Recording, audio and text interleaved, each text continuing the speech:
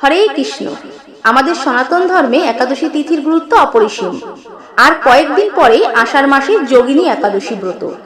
আষাঢ় মাসের কৃষ্ণপক্ষের একাদশী ব্রত এই যোগিনী একাদশী ব্রত।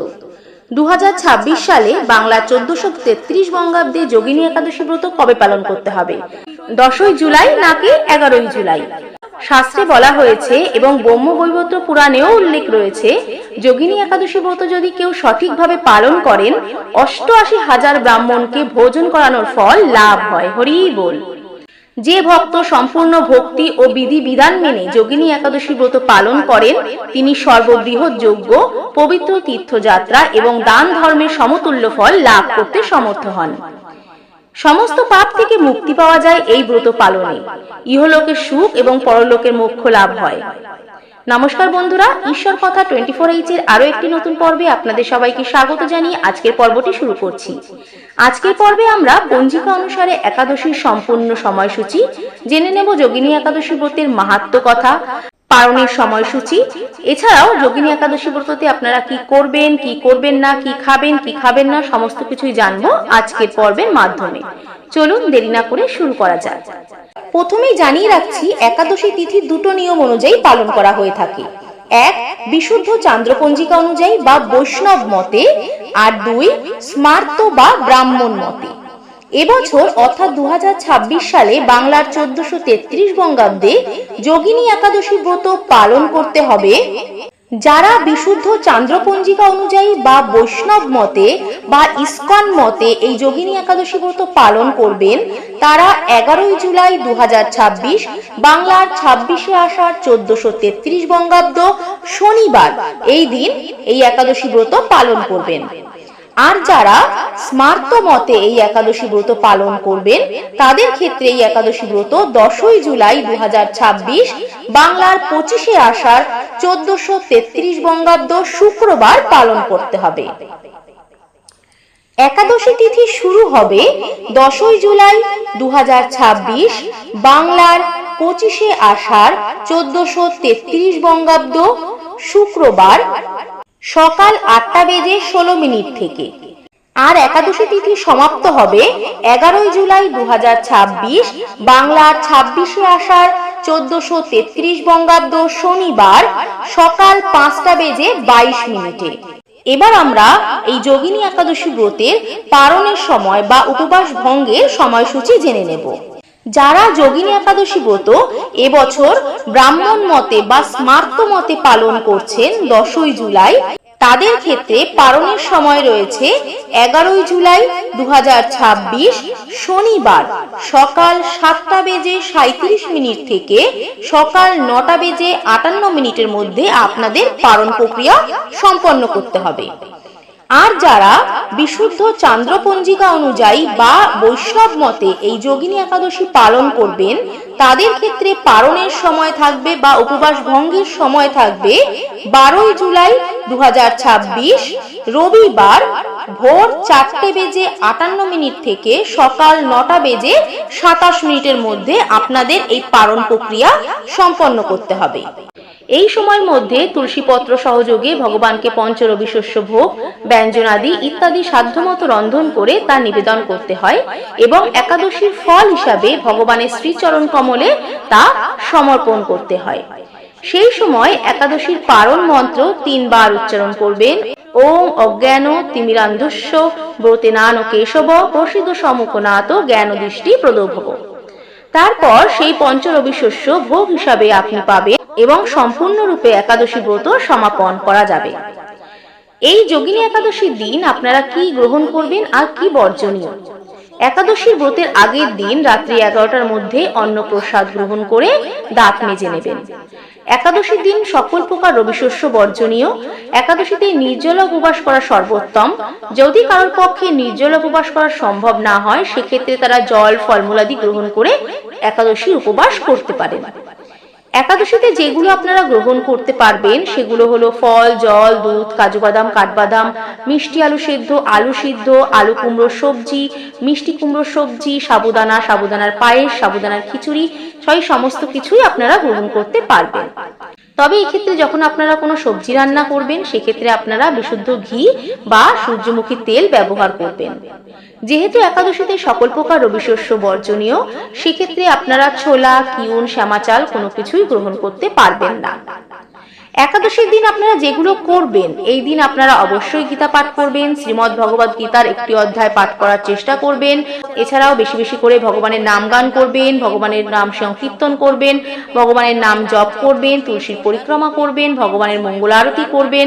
এই সমস্ত কিছুই আপনারা এই দিন করতে পারবেন। এছাড়াও এই দিনে রাত্রি জাগরণ করা অত্যন্ত শুভ বলে মনে করা হয়। এবার আমরা যোগিনী একাদশী ব্রতের ব্রত মাহাত্ম্য কথা সম্পর্কে জেনে নেব। ব্রহ্মবৈবর্ত পুরাণে আষাঢ় মাসের কৃষ্ণপক্ষের একাদশী ব্রত মাহাত্ম্য যুধিষ্ঠির শ্রীকৃষ্ণ সংবাদ রূপে বর্ণিত আছে। যুধিষ্ঠির বললেন, হে বাসুদেব, আষাঢ় মাসের কৃষ্ণপক্ষিয়া একাদশী মাহাত্ম্য কৃপাপূর্বক আমাকে বলুন। শ্রীকৃষ্ণ বললেন, হে মহারাজ, সকল পাপ বিনাশিনী ও মুক্তিপ্রদ এই উত্তম একাদশীর কথা বলছি, আপনি তা শ্রবণ করুন। আষাঢ় মাসের কৃষ্ণপক্ষিয়া একাদশী যোগিনী নামে খ্যাত। মহাপাপ নাশকারী এই তিথি ভবসাগরে পতিত মানুষের উদ্ধার লাভের একমাত্র নৌকা স্বরূপ। ব্রত পালনকারীদের পক্ষে এটি সর্বোত্তম ব্রত বলে প্রসিদ্ধ। এই প্রসঙ্গে আপনাকে একটি পবিত্র পৌরাণিক কাহিনী বলছি। অলকানগরে শিব ভক্ত পরায়ণ কুবের নামে এক রাজা ছিল। তিনি প্রত্যহ শিব পূজা করতেন। তার হেমমালী নামে একজন মালী ছিল। প্রতিদিন শিব পূজার জন্য সরোবর থেকে সে ফুল তুলে যক্ষরাজ কুবেরকে দিতেন। বিশালাক্ষী নামে হেমমালিনী এক পরমা সুখবতী পত্নী ছিল। সে তার সুন্দরী পত্নীর প্রতি অত্যন্ত আসক্ত ছিল। একদিন সে তার স্ত্রীর প্রতি কামাসক্ত হয়ে পড়ল। রাজভবনে যাওয়ার কথা ভুলেই গেল সে। বেলা 2 প্রহর অতীত হলো। অর্চনের সময় চলে যাচ্ছে দেখে রাজা ক্রুদ্ধ হলেন। মালির বিলম্বের কারণ অনুসন্ধানে এক দূত প্রেরণ করলেন। দূত এসে রাজাকে বললেন, সেই গৃহে স্ত্রীর সাথে আনন্দে মত্ত। দূতের কথা শুনে কুবের অত্যন্ত রেগে তখন মালিকে তার সামনে হাজির হতে আদেশ করলেন। এদিকে মালিক কুবেরের পূজার সময় অতিবাহিত হয়েছে বুঝতে পেরে অত্যন্ত ভয় পেলেন। তাই স্নান না করেই সে রাজার কাছে উপস্থিত হলো। তাকে দেখা মাত্র রাজা ক্রোশ বসে চোখ রাঙিয়ে বললেন, পাপিষ্ঠ দুরাচার, তুই দেব পূজার পুষ্প আনতে অবজ্ঞা করেছিস, তাই আমি তোকে অভিশাপ দিচ্ছি। তুই শ্বেত কুষ্ঠগ্রস্ত হয়ে যা এবং তোর প্রিয়তমা ভার্যার সাথে তোর চিরবিয়োগ সংগঠিত হোক। রে নীচ, তুই এখনই এই স্থান থেকে ভ্রষ্ট হয়ে অধোগতি লাভ কর। কুবেরের এই অভিশাপে হেমমালী পত্নীর সাথে স্বর্গভ্রষ্ট হয়ে দীর্ঘকাল যাবৎ কুষ্ঠরোগ ভোগ করতে লাগলো। রোগের যন্ত্রণার দিন অথবা রাতে কখনোই সে সুখ পেত না।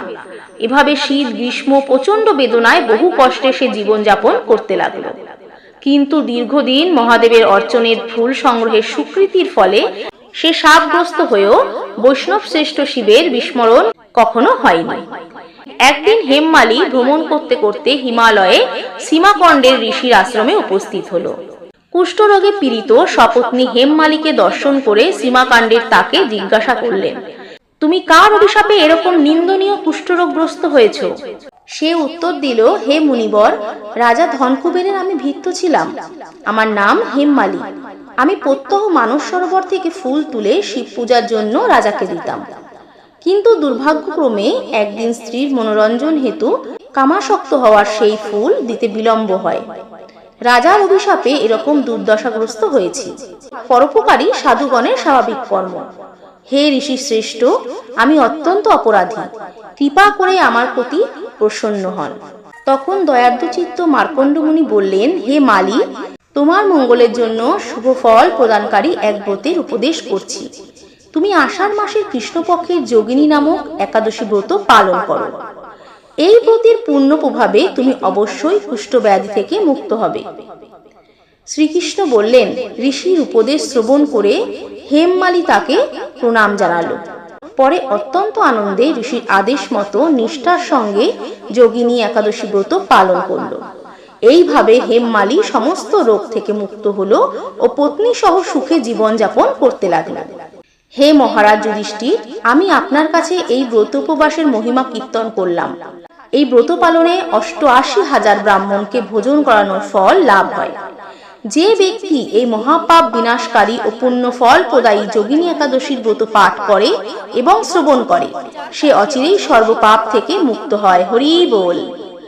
এখানেই ব্রত কথা সমাপন হলো। আজকের মতন এই পর্যন্তই। যদি আমার ভিডিওটি ভালো লেগে থাকে তাহলে লাইক, কমেন্ট, শেয়ার ও সাবস্ক্রাইব করে পাশে থাকা বেল আইকনটি প্রেস করার অনুরোধ রইল, যাতে আমার সকল ভিডিওর নোটিফিকেশন আপনারা খুব সহজেই পেয়ে যেতে পারেন। আপনারা সবাই নিষ্ঠা ভরে যোগিনী একাদশী ব্রত পালন করুন। ভগবান বিষ্ণু আপনাদের সবার মঙ্গল করুক। জয় যোগিনী একাদশী ব্রতের জয়। জয় শ্রীকৃষ্ণ। রাধে রাধে।